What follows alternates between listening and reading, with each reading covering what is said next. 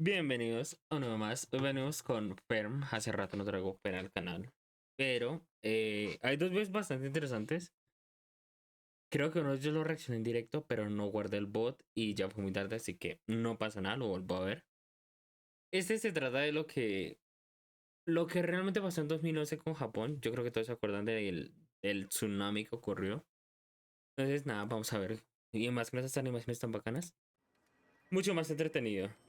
It's Se me olvida que hay en español. ¿Cómo así que español de Estados Unidos? Che, no entendí. Ah, es que son pistas de audio. Es que soy idiota. A ver, si yo hago así y yo hago así, y bajo aquí, por acá saldrá español, ¿cierto? Pero no sale español porque estoy el español.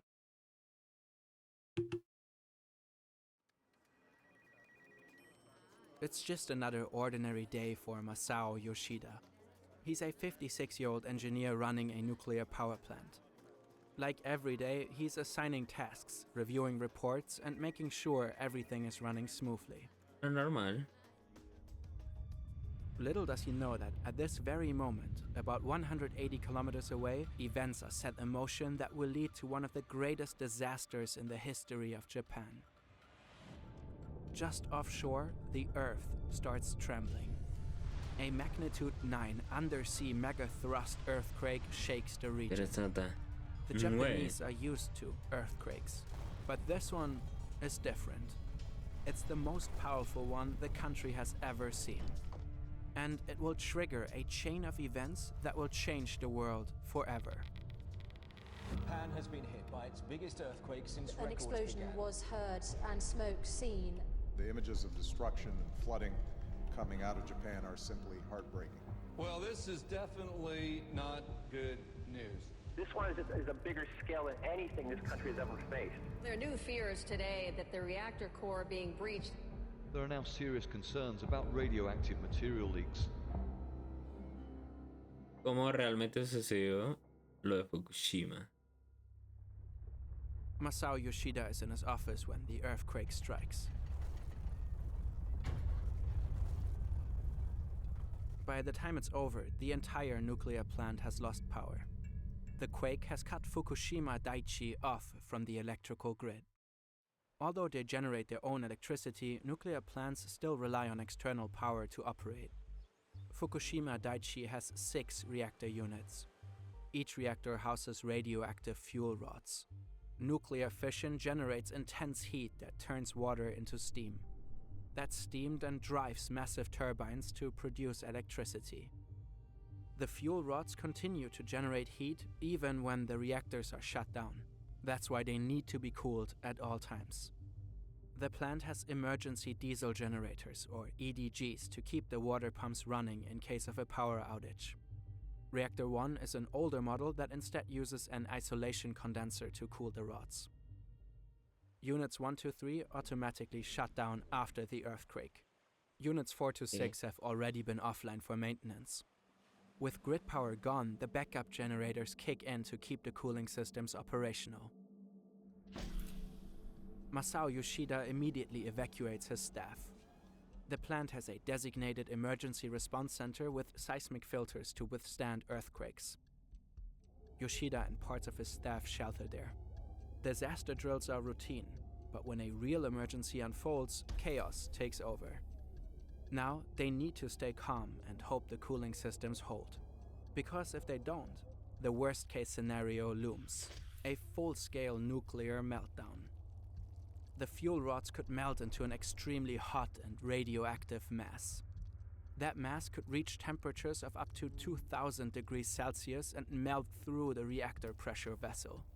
It could leak into the environment and contaminate vast areas, rendering them completely uninhabitable for decades. The heat also builds up immense pressure inside the reactor.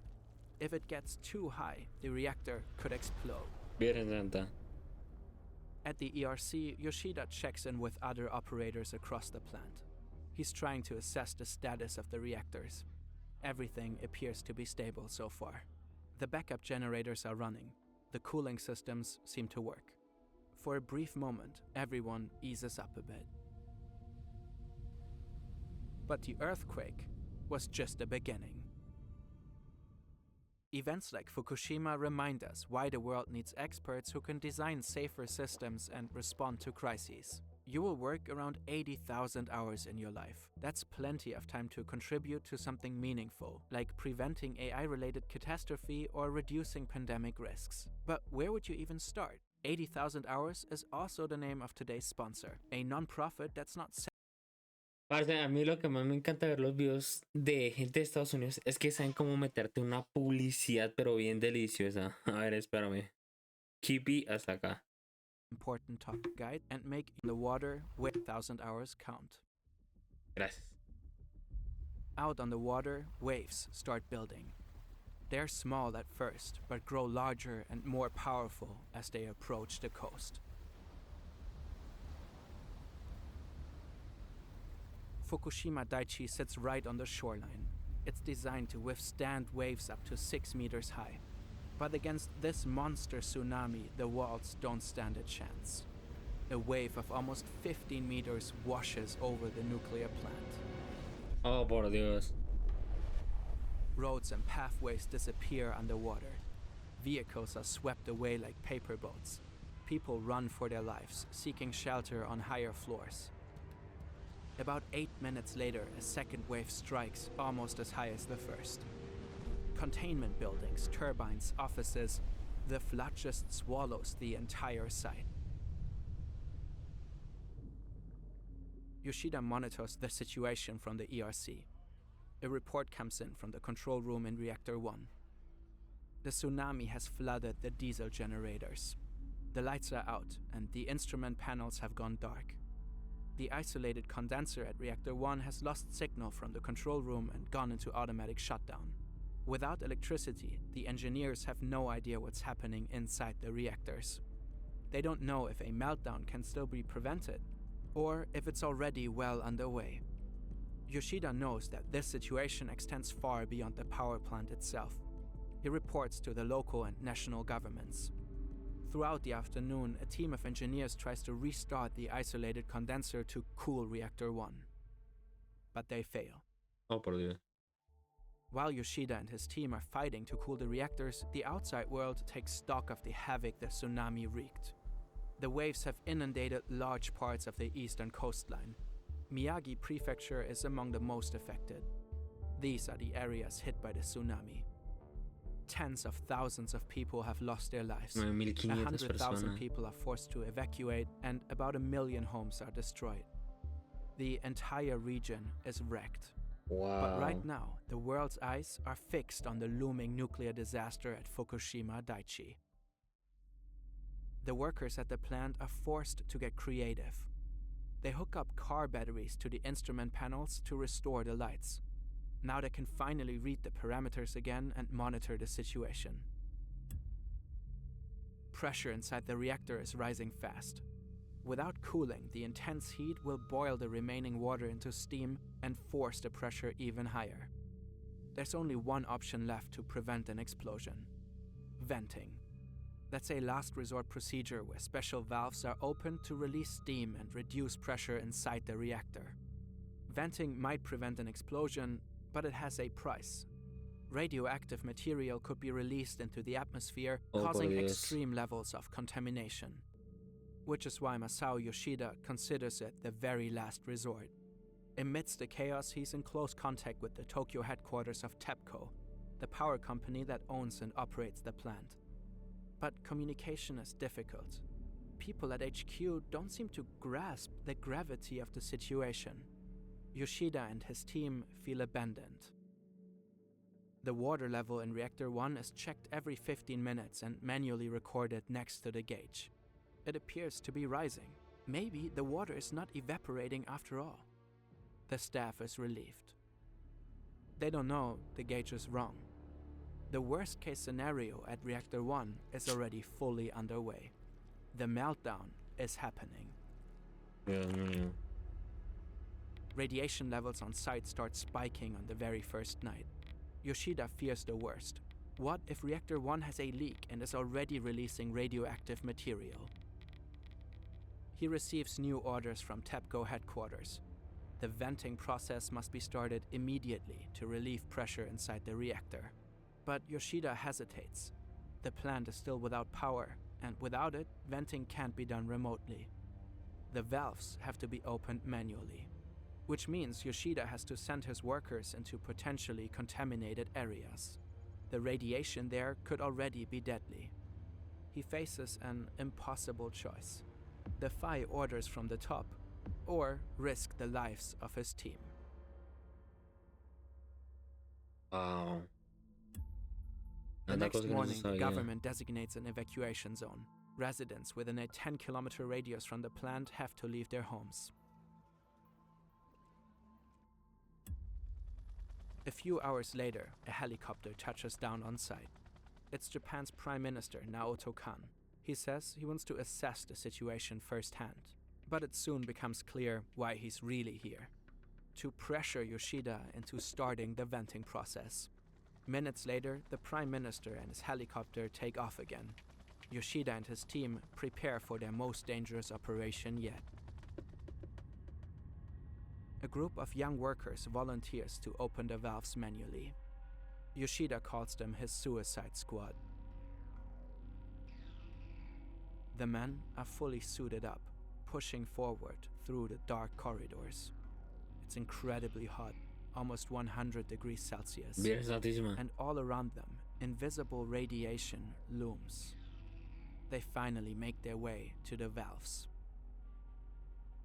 Radioactive particles escape into the air, but at least the team is able to somewhat ease the pressure inside the reactor. Or so it seems.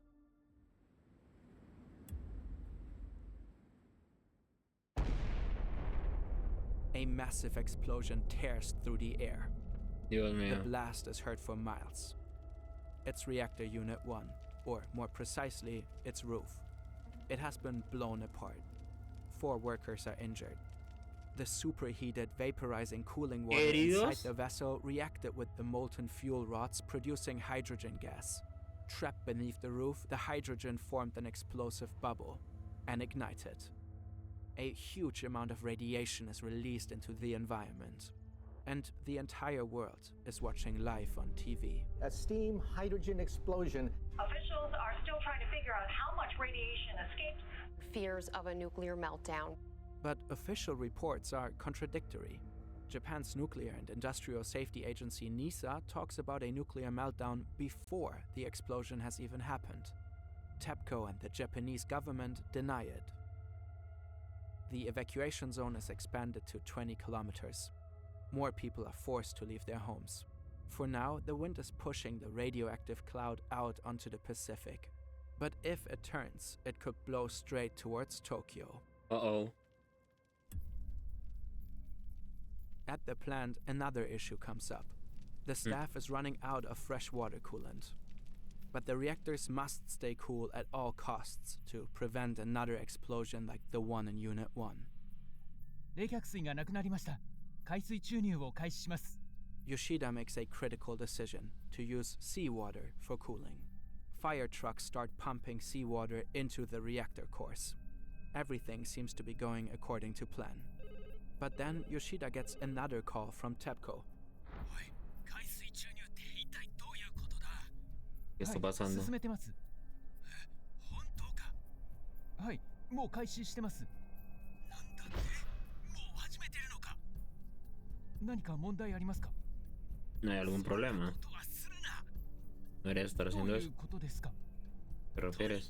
やめろなぜですかもう動いているので止められません黙れこっちはみんなそれで怒ってんだ TEPCO orders Yoshida to stop the seawater injection immediately. The salt water will do irreversible damage to the reactors. TEPCO wants to avoid that, hoping that one day the reactors can be put back into operation. Yoshida faces yet another impossible choice, and this time he defies the order. The team continues the seawater injection. It will later become clear that Yoshida's bold decision prevented an even greater catastrophe. El man es un Slowly héroe. but steadily, the reactor temperatures begin to drop. 2 days later.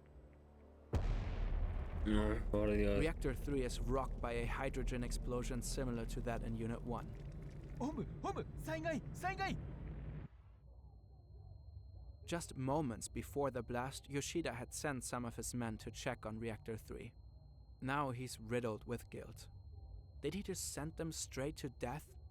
Yoshida has the sinking feeling he may never make it out of there alive. He bows before his team to apologize for his bad judgment. But with the very next breath, he asks them for their help again, fully aware of the incredible risk they are taking. He is moved by how many of them agree to keep going. Wow. The cooling efforts continue. Helicopters and concrete pumps are used to spray the salt water into the reactors. But the rising radiation levels make it increasingly difficult to get close. The Geiger counters are now measuring radiation levels of 400 millisieverts per hour. That's a lethal dose for human cells and comes with a dramatic increase in cancer risk. And the day after, the bad news just keep coming. Ay, no me hagas There's otra another flota. explosion in Reactor 2 in the morning. And another one in Reactor 4 in the No afternoon. jodas. The wind has shifted too. For a while, there's a radioactive cloud heading straight for Tokyo. Oh my god. This is it, Yoshida thinks. The downfall of Eastern Japan. But giving up is not an option. Yoshida evacuates everyone who is not essential to cooling the reactors. A bus takes the employees to Fukushima Daini, another nuclear plant 17 kilometers to the south. Out of 750 staff members, only a core group of about 50 people remains. Japan's fate now rests in their hands. The group will later become known as the Fukushima 50. They risked their lives to prevent an even greater disaster. That same day, the government steps in front of the camera. It's the first time they acknowledge the health risks posed by rising radiation levels around the plant. Another day dawns, and the situation is still far from under control. The fuel rods in Reactor 1 are now half exposed. Electricity is back, and the seawater injection continues. The fuel rods in Unit 2 are also partially exposed. Radiation levels remain dangerously high. All across the site, smoke rises and fires burn. It's a truly apocalyptic sight. The Fukushima 50 are working day and night, pushing through under brutal conditions. They are in a relentless battle to keep the reactors from overheating. Yoshida and his team are determined to hold the line until the bitter end.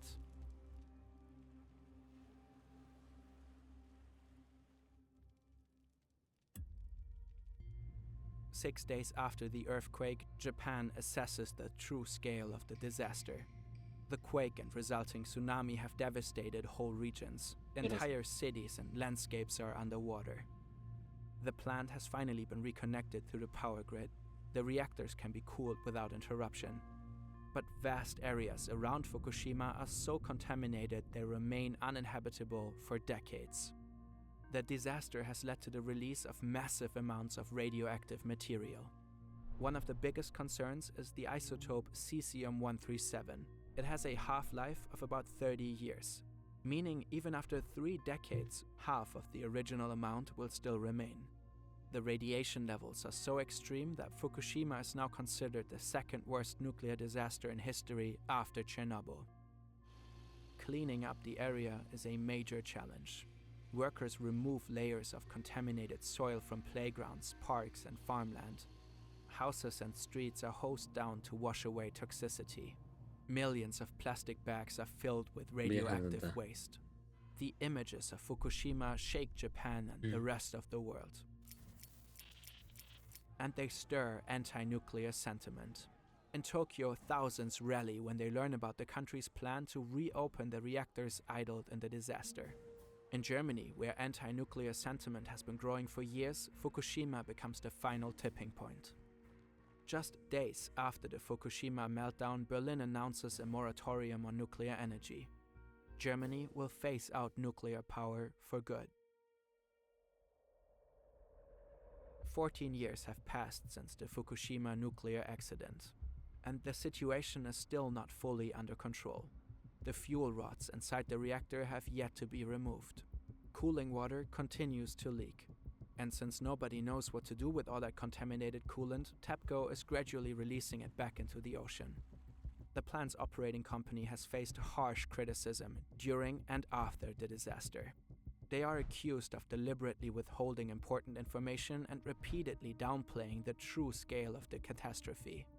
Then Prime Minister Naoto Kan accused TEPCO of putting corporate interests above national security. The company did not officially confirm the nuclear meltdown inside the reactors until 2 months after it actually happened. And it took several years to uncover the full extent of human error.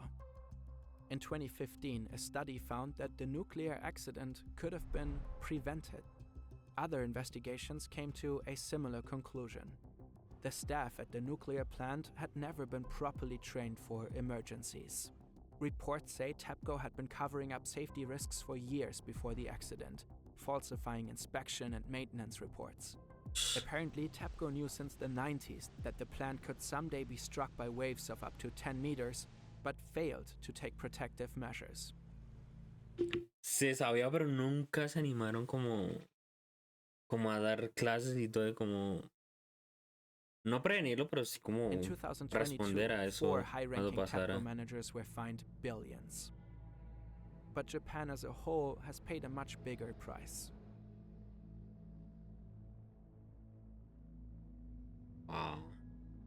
To this day, the area around Fukushima looks like one big eerie ghost town. Only a few people have returned home. The government has gente sigue yendo officially por declared allá. it safe, but many lost their trust or already built a new life elsewhere. Radiation levels remain extremely high in some areas, especially in the forests. Wow. And yet, the disaster could have been even worse without people like Masao Yoshida. Verás, sí, And ¿qué? yet, the disaster could have been even worse without people like Masao Yoshida. He died of esophageal cancer 2 years after the meltdown. According to Japanese news reports, his illness was not related to radiation exposure. It was just bad luck. Eso fue solo mala suerte. Un viejo. Este caso, juro, porque eso no lo conocía. O sea, conocía lo del terremoto y lo del tsunami, pero no conocía esto de los reactores. O sea, el man literalmente evitó que hubiera llegado a grandes escalas. O sea, sí, pudieron haber muerto gente y todo por cumplir las órdenes y todo, pero se llegó a prevenir esa catástrofe. ¡Ah! Por eso es que me encanta este canal, porque literalmente como que cuentan bien todo y así como con animaciones. Estos son contenidos de calidad que la gente debería ver, la verdad. Pero nada. Si ya saben ustedes de este caso y quisieran compartirme sus opiniones, déjenme en los comentarios. Si les gustó el video, si les gusta, compartan, suscríbanse. Esto mutear el teléfono la próxima vez que lo ponga cerca del micrófono porque se escucha horrible. Bien, no haciendo más, nos vemos en el próximo. Bye. No sé, bueno. No, es que no tengo programación, así que grábense este fail. Bye.